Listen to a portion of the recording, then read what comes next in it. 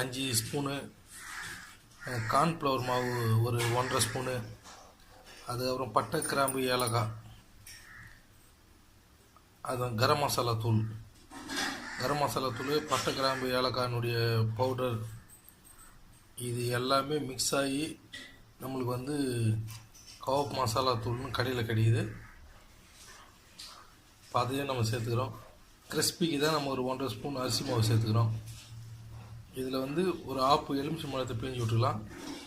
தேவையான அளவு உப்பு செக் பண்ணிட்டு உப்பு சேர்த்துக்கலாம். உப்பு செக்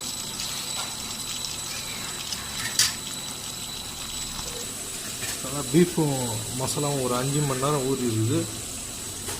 5 மணி நேரத்துக்கு அப்புறம் நம்ம வந்து ஆயிலில் ஃப்ரை பண்ண போகிறோம். இப்போ நம்ம ஒரு ரவுண்டு வந்து நம்ம ஒரு கடாயை வச்சு அதில் வந்து ஒரு கோல்டு வினர் எண்ணெய் ஒரு